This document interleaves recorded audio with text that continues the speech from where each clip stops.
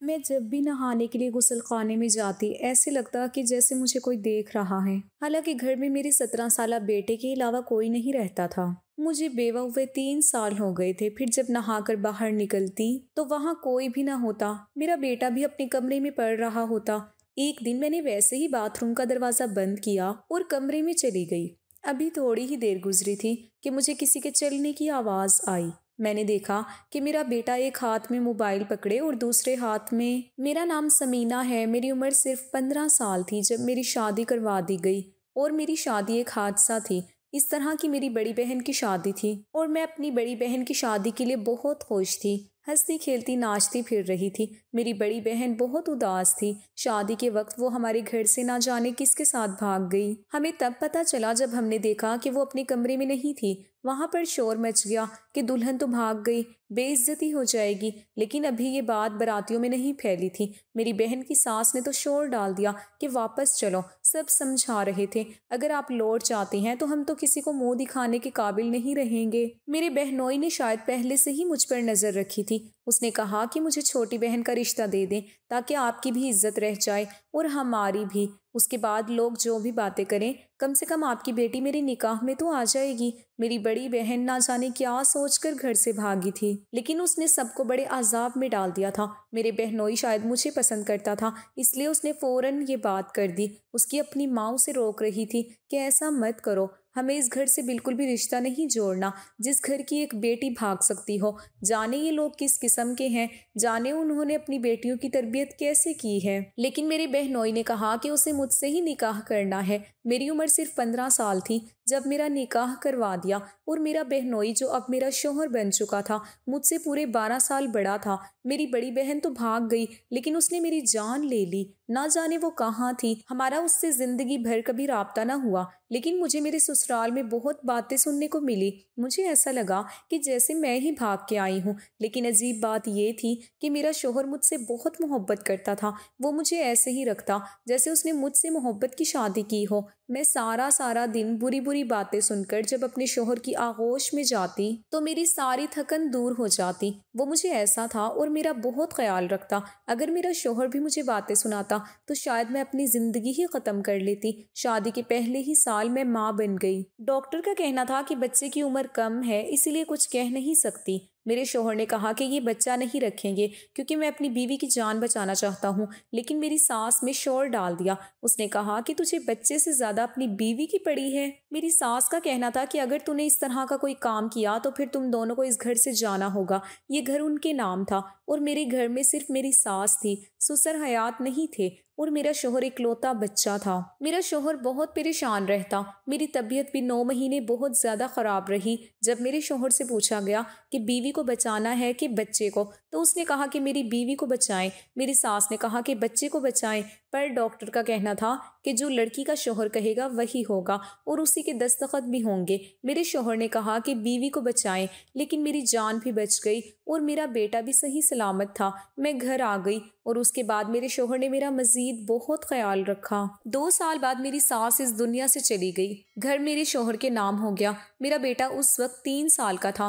اپنے بیٹے کا نام میں نے عامر رکھا تھا۔ میری ساس کے جانے کے بعد میں اور میرا شوہر گھر میں ایک بہت ہی خوبصورت زندگی گزار رہے تھے، لیکن جانے ہماری خوشیوں کو کس کی نظر لگ گئی کہ 4 سال بعد میرا شوہر ایک حادثے میں چل بسا۔ یہ میری زندگی کا سب سے بڑا دکھ تھا۔ میری اولاد اس وقت 6 سال کی تھی۔ میں بتا نہیں سکتی میں نے کس طرح اس دکھ کے ساتھ اپنی زندگی گزاری۔ میں نے دوبارہ کبھی نہ شادی کرنے کا فیصلہ کیا۔ میں 22 سال کی عمر میں بیوہ ہو چکی تھی۔ امی ابو نے کہا یہ تم اپنا بیٹا ہمیں دے دو، ہم اس کے ماں باپ بن کر اس کو پالیں گے، تم دوسری شادی کر لو۔ لیکن میں نے اپنے شوہر سے وعدہ کیا تھا کہ میں اپنے بیٹے کا بہت خیال رکھوں گی، اور میں اپنے شوہر کے علاوہ کسی اور کے بارے میں سوچنا بھی نہیں چاہتی تھی۔ میرے لیے یہ بے وفائی کے مترادف تھا، اور میں اپنے شوہر کی یادوں کے ساتھ بھی بے وفائی نہیں کرنا چاہتی تھی۔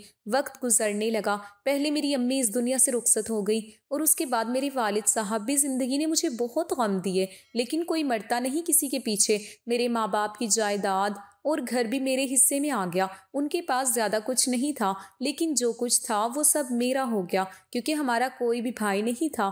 اور میری بڑی بہن تو جب سے گھر سے بھاگی تھی کسی کو پتہ بھی نہیں تھا کہ وہ کہاں ہے۔ میری امی کہا کرتی تھی کہ جانے کہاں ہوگی، پتہ نہیں زندہ بھی ہوگی یا نہیں۔ گھر سے بھاگ جانے والی لڑکیوں کے ساتھ زمانہ بہت برا سلوک کرتا ہے۔ اگر وہ کسی بیٹے کی ماں بن جائے تو اس کے بیٹے کی زندگی برباد ہو جاتی ہے۔ سب یہی کہتے ہیں کہ تمہاری ماں تو گھر سے بھاگ کر آئی تھی۔ میری ماں اکثر میری بہن کے لیے دعا ہی کرتی، لیکن میں نے اپنے والد صاحب کی زبان سے کبھی اس کا نام تک نہ سنا تھا۔ میں نے اپنے گھر والوں کی عزت بچائی تھی، اسی لیے میں ان کی لاڈلی بیٹی تھی۔ وقت گزرتا گیا، میرا بیٹا 17 سال کا ہو گیا۔ گھر میں صرف میں اور میرا بیٹا ہی رہتے تھے۔ میں نے بھی ماں باپ کی طرف سے ملا ہوا گھر بیچ کر بازار میں 2 دکانیں لے لی تھی، اور ان دکانوں کے کرائے سے ہی میرا گھر چلتا تھا۔ پہلے تو یہ کرایہ بہت ہی کم تھا اور گھر چلانا مشکل لگتا تھا، لیکن وقت کے ساتھ یہ لاکھوں میں ہو گیا تھا۔ ہم 2 لوگ تھے، اسی لیے زیادہ خرچہ نہیں تھا۔ بچے کو اسکول اور اس کے بعد اچھے کالج میں بھیجا کہ وہ پڑھائی کرے اور اس کی اچھی نوکری لگ جائے، تو اس میں ایک پیاری سی بہو لے آؤں تاکہ اس گھر کی خاموشی ختم ہو جائے۔ اکیلے رہ کر میرے ساتھ ایک مسئلہ ہو گیا تھا کہ اچانک سے دل گھبرانے لگتا۔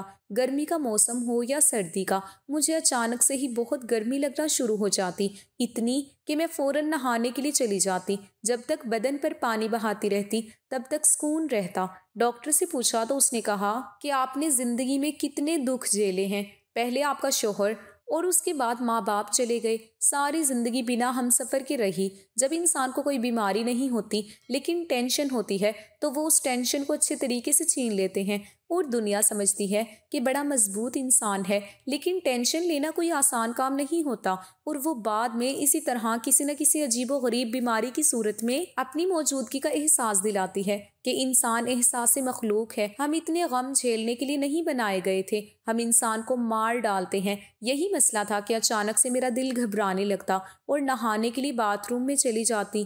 ایک دن کچھ بہت ہی عجیب حرکت ہوئی۔ ایک رات میرا دل پوری طرح گھبرانے لگا اور میرے پاس اور کوئی حل نہیں تھا کہ میں کیا کرتی۔ میں باتھ روم میں نہانے کے لیے چلی گئی، لیکن مجھے ایسا محسوس ہوا کہ جیسے کوئی باتھ روم کے باہر کھڑا روشن دان سے مجھے دیکھنے کی کوشش کر رہا تھا۔ ہمارا باتھ روم بہت چھوٹا تھا، اس کی چھت اتنی چھوٹی تھی کہ اس کو ہاتھ لگا کر چھو سکتے تھے، اسی لیے روشن دانوں سے اندر جھانکنا بھی کوئی مشکل کام نہیں تھا۔ اچانک سے میرا دل بیٹھ گیا، میں پوری طرح ڈر گئی اور جلدی جلدی کپڑے پہن کر باتھ روم سے باہر آئی، لیکن آس پاس کوئی بھی نہیں تھا۔ رات کے 2 بج رہے تھے۔ اس وقت وہاں کون ہو سکتا تھا؟ شاید مجھے وہم ہوا تھا، لیکن اپنے دن بھر سے کچھ ایسا ہی ہوا، اور اس دفعہ تو میں نے کسی کا سایہ بھی دیکھا۔ میں جوان بیٹے کی ماں تھی، لیکن میری عمر 32 سال تھی۔ آج کل تو زمانہ ایسا تھا کہ ہمارا نظام اس قدر خراب ہو چکا ہے، میں نے سوچا بھی نہیں تھا کہ معاشرہ کس طرف جا رہا ہے، یہ تو ہم جانتے ہیں۔ مجھے شک تھا کہ شاید کوئی میری فلم بنانے کی کوشش کر رہا ہے۔ میں نے جلدی جلدی کپڑے پہنے اور باہر آ گئی، لیکن وہاں کوئی بھی نہیں تھا۔ میں نے اپنے بیٹے کو جگا دیا، لیکن جب کمرے میں گئی تو وہاں پر وہ اپنے فون میں مصروف تھا۔ میں نے اسے یہ نہیں بتایا کہ کیا ہوا ہے۔ وہ ایک جوان مرد اور اس بات پر بہت غصے میں آ کر ہر کسی کو کچھ کر سکتا تھا یا کوئی لڑائی جھگڑا ہو جاتا۔ میں نے کہا مجھے لگتا ہے کہ کوئی گھر میں داخل ہونے کی کوشش کر رہا ہے۔ وہ فوراً کھڑا ہو گیا، اس نے ہاتھ میں ڈنڈا اٹھا لیا کہ کون ہو سکتا ہے۔ اس نے سارے گھر کے ہر کونے میں دیکھ لیا، لائٹنگ وغیرہ آن کی، کوئی نہیں تھا۔ باہر کا دروازہ بند تھا۔ اس نے کہا کہ لگتا ہے آپ کو وہم ہوا ہے، یہاں تو کوئی بھی نہیں، لیکن میں جانتی تھی کہ مجھے وہم نہیں ہوا تھا۔ میں نے بتایا کہ کسی کا سایہ دیکھا تھا اور وہ بھی کسی مرد کا۔ یہ بات نظر انداز کرنے والی نہیں تھی، اور وہ کون ہو سکتا تھا؟ یہ حرکت میرے گھر میں دوبارہ ہو چکی تھی۔ دوسرے دن پھر سے میری طبیعت خراب ہونے لگی۔ میں نے سوچا کہ ہوتی ہے طبیعت خراب تو ہوتی رہے، لیکن میں نہیں جاؤں گی۔ باتھ روم گھر کے صحن میں تھا، میرے بیٹے کے کمرے میں باتھ روم تھا، لیکن وہ کمرہ تو میرے بیٹے کا تھا۔ بار بار میں وہاں نہیں جا سکتی تھی۔ سو رہا ہوگا، اس کی نیند میں خلل نہیں ڈالا جا سکتا تھا، اسے صبح ہی جلدی جانا ہوتا تھا۔ میری طبیعت بہت خراب ہونے لگی۔ میں نے آس پاس دیکھا اور پہلے تسلی کر لی کہ وہاں کوئی نہیں۔ مرکزی دروازہ بھی بند تھا۔ میں باتھ روم میں چلی گئی اور نہانا شروع کر دیا، لیکن آج تو حد ہی ہو گئی۔ آج تو میں نے باقاعدہ اس شخص کا سایہ دیکھا بلکہ اس کے قدموں کی آواز بھی سنی۔ میرا دل پوری طرح بیٹھ گیا، میری عقل نے کام کیا اور میں نے باتھ روم کی لائٹ بند کر دی تاکہ باہر جو کوئی بھی کھڑا ہے وہ مجھے دیکھ نہ سکے۔ میں نے پوری طرح چلا چلا کر اپنے بیٹے کو آواز دینا شروع کر دی۔ میرا بیٹا جب باہر آیا تو میں نے ان سے کہا کہ تم ضرور نیند سے جاگے ہوئے ہوگے، لیکن مجھے لگتا ہے گھر میں کوئی ہے۔ وہ نیند سے جاگا ہوا نہیں لگ رہا تھا، وہ جاگ رہا تھا۔ میں نے پھر سے سارا گھر دیکھا لیکن گھر میں کوئی بھی نہیں تھا، تو اس نے مجھے بٹھایا اور کہا کہ آپ سارا دن پریشان رہتی ہیں یا سوچتی رہتی ہیں، کسی بات کی ٹینشن ہے آپ کو؟ میں نے کہا مجھے وہم نہیں ہو رہا۔ میرے بیٹے نے کہا کہ گھر میں کوئی نہیں۔ میرا بیٹا اس بات پر یقین نہیں کر رہا تھا، وہ یہ سمجھ رہا ہے کہ میں کسی ٹینشن میں ہوں، اس لیے مجھے اس طرح کے وہم ہو رہے ہیں۔ اگلے دن میں نے سوچ لیا کہ مجھے کیا کرنا ہے۔ باتھ روم کے سامنے کچھ مٹی پھینکی اور اس مٹی کے اوپر پانی پھینک دیا، اس طرح کہ کوئی وہاں پر کھڑا ہو تو اس کے پیروں کے نشان بن جائیں۔ میں نجات کے وقت اٹھی اور نارمل طریقے سے چلتی ہوئی باتھ روم میں آ گئی۔ تھوڑی دیر بعد مجھے کسی کے چلنے کی آواز آئی۔ میں نہا نہیں رہی تھی بلکہ چپ چاپ کھڑی تھی۔ میں نے اچانک سے دروازے کی کنڈی کھول دی۔ جو بھی شخص کھڑا ہے وہاں سے بھاگ جائے، کیونکہ فی الحال مجھے صرف اتنا جاننا تھا کہ یہ میرا وہم تھا یا واقعی باہر کوئی موجود تھا۔ میں باہر نکل کر آئی، وہاں کوئی نہیں تھا۔ اندھیرے میں کچھ نظر نہیں آ رہا تھا۔ میں کمرے سے ٹارچ لے کر آئی، اس جگہ پر روشنی ڈالی جہاں میں نے مٹی پھینکی تھی۔ یہ دیکھ کر میرے قدموں تلے سے زمین نکل گئی، کیونکہ وہاں پر پیروں کے نشان موجود تھے۔ اس کا مطلب مجھے کوئی وہم نہیں ہو رہا تھا بلکہ میرے گھر میں کوئی تھا۔ یہ محسوس کر کے تو میرا دل بیٹھ گیا۔ یہ کون ہو سکتا تھا؟ کون یہ کر رہا تھا؟ میری تو کسی کے ساتھ دشمنی بھی نہیں تھی۔ صبح ہوئی تو میں نے اس جگہ کو غور سے دیکھا۔ جیسے ہی روشنی ہوئی میں اس طرف بھاگ کر آئی۔ میں نے قدموں کے نشان دیکھ لیے تھے۔ پاؤں کا سائز وہی لگ رہا تھا جو شاید میرے بیٹے کا ہوگا، یعنی کوئی میرے بیٹے کی عمر کا ہی تھا۔ پریشان تو میں بہت تھی، لیکن کیا کر سکتی تھی؟ مجھے کیا کرنا چاہیے تھا؟ مجھے کچھ سمجھ نہیں آ رہا تھا۔ سوچ لیا کہ اس باتھ روم میں نہیں جاؤں گی، لیکن کب تک نہ جاتی؟ یہ میرا گھر تھا۔ کیا میں اپنے گھر میں ہی ڈری ڈری پھرتی رہی؟ اور اگر وہ شخص میرے گھر میں آ جاتا تھا تو وہ کچھ بھی کر سکتا تھا، میرے بیٹے کو بھی نقصان پہنچا سکتا تھا۔ یوں تو میری عمر زیادہ نہیں تھی، لیکن مجھ سے گھر کے کام نہیں ہوتے تھے کیونکہ میرا اعصابی نظام بہت کمزور تھا۔ اسی لیے میں نے ایک نوکرانی رکھی تھی جو 2 دن بعد آ کر کام کرتی تھی۔ گھر میں ہم 2 لوگ تھے، اسی لیے زیادہ گندگی نہیں تھی اور کھانا وغیرہ بھی میں خود ہی بنا لیا کرتی تھی۔ وہی نوکرانی کمرے میں پوچھا لگا رہی تھی۔ یہ میرے بیٹے نے آ کر فرش پر مٹی والے پاؤں رکھ دیے۔ اس نے کہا کہ چھوٹے صاحب ابھی تو میں نے صفائی کی ہے۔ میرے بیٹے نے ہنس کر کہا اچھا نہیں کرتا، اور وہاں سے گزر گیا۔ جب وہ جوتے کے نشان صاف کر رہی تھی تو میرے قدموں تلے سے زمین نکل گئی۔ میں نے اسے روک دیا، اسے کہا کہ ان کو صاف مت کرو، اور غور سے دیکھنے لگی کیونکہ یہ پہلو کے نشان تو ویسے ہی نشان لگ رہے تھے جیسے ہی باتھ روم کے باہر مٹی پر بنے تھے، یعنی کہ یہ اس نشان کا پرنٹ تھا، وہی پرنٹ جو اس مٹی پر بنا تھا۔ پر یہی پرنٹ تو میرے بیٹے کے جوتوں کا بھی تھا۔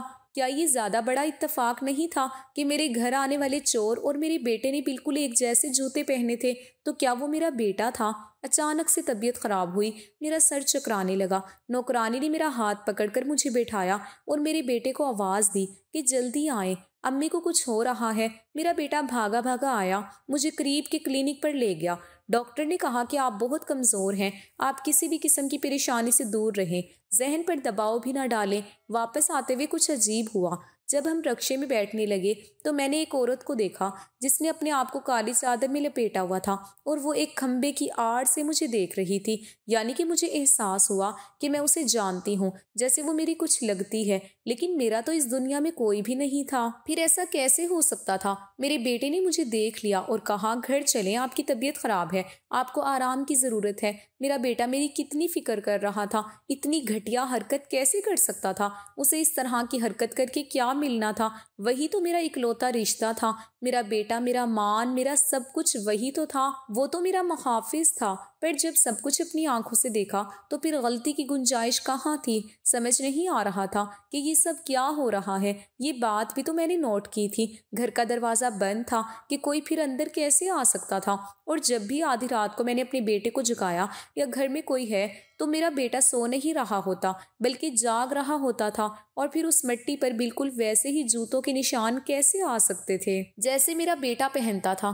دل مانتا تو نہیں تھا، پر دماغ بار بار اشارہ کر رہا تھا کہ کچھ تو گڑبڑ ہے۔ اب مجھے کچھ بھی کر کے اس شخص کو رنگے ہاتھوں پکڑنا تھا کہ وہ کون ہے۔ اب مجھے ایک لائن کی ضرورت تھی اور مجھے منصوبے کے تحت ہی چلنا تھا۔ میں نے اپنے دماغ میں ایک منصوبہ بنا لیا۔ اپنے بیٹے سے بات بات پر پوچھا کہ تم رات بھر جاگتے کیوں رہتے ہو؟ کہتا میں پڑھائی کرتا ہوں۔ میں نے کہا کہ آج سے تمہارا کوئی کام نہیں نا، کیونکہ اب تو تمہیں دسمبر کی چھٹیاں ہونے والی ہیں۔